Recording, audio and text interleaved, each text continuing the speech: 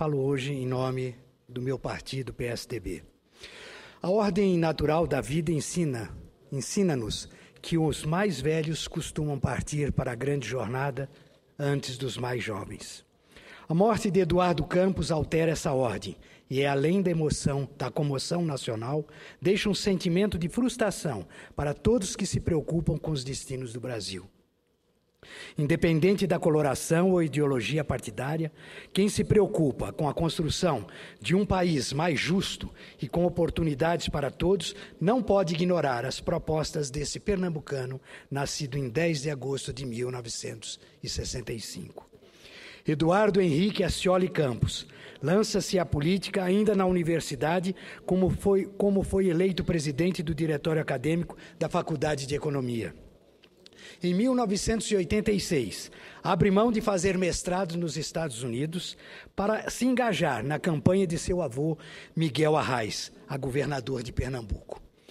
Eduardo Campos já mostrava, então, que as causas coletivas precisavam estar acima das prioridades individuais. Com a eleição de Arraes em 1987, Eduardo Campos torna-se o principal responsável pela Secretaria de Ciência e Tecnologia do Nordeste e da Fundação de Amparo à Ciência e Tecnologia de Pernambuco. A política, como qualquer outro ramo do conhecimento ou uma empresa, precisa reoxigenar-se para fazer frente às novas demandas da sociedade. Reinventar de forma permanente é o mais importante pilar da democracia como instrumento de cidadania. Esse é o papel das novas gerações que chegam ao poder. Esse era o papel de Eduardo Campos, chamado para si no plano não só da retórica, mas também das ações do governo. Campos tinha convicção sobre suas propostas, tanto que na eleição de 2006, para o governo de Pernambuco, vira o jogo, sai da terceira posição, chega ao segundo turno e se elege com 60% dos votos.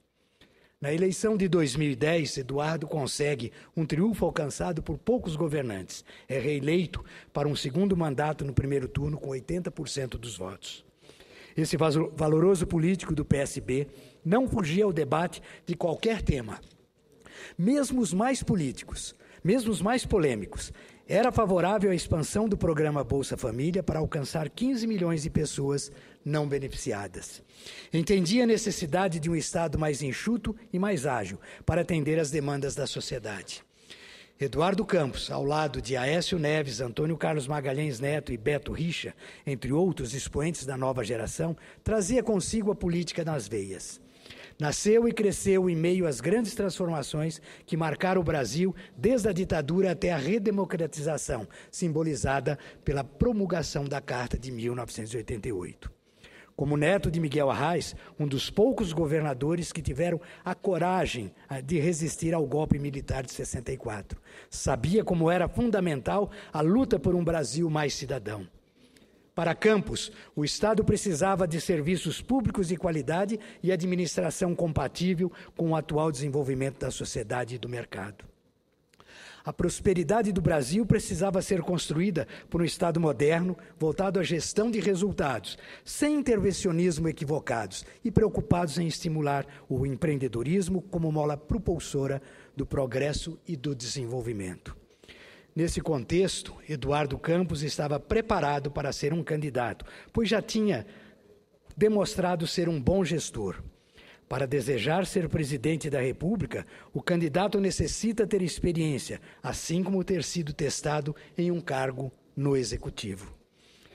Quando um país perde um jovem político tão promissor como Eduardo Campos, perde também uma voz altiva em favor das propostas alternativas e inovadoras, fundamentais para os debates políticos.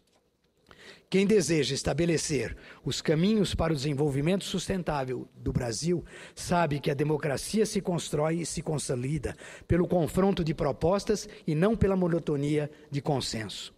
Como o próprio Eduardo costumava dizer, aspas, o Brasil não começou ontem, não começou com o partido A, B ou C.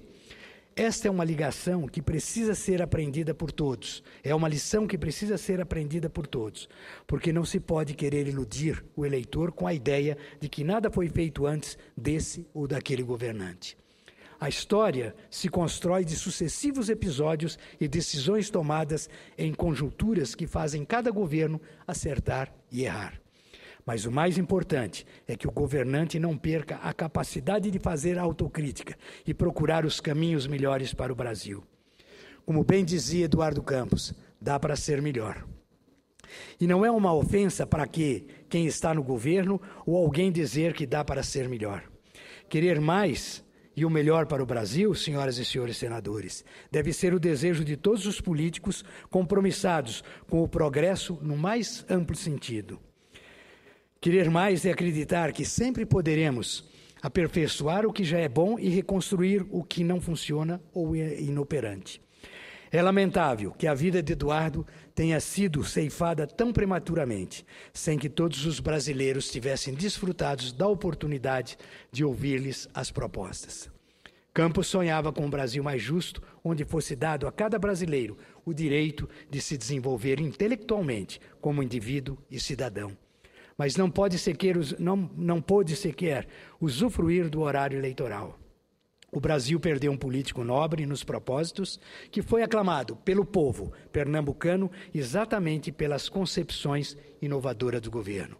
O Brasil despediu-se de um expoente da nova geração de gestores públicos com um compromisso em favor do desenvolvimento e do progresso. Mas as ideias fincadas em nome dos grandes propósitos são perenes, permanecem como legado para as futuras gerações. Eduardo Campos continuará entre nós como símbolo de uma geração de políticos que desejam sintonizar cada vez mais as ações do Estado com os anseios e as demandas do cidadão. Muito obrigado, senhor presidente.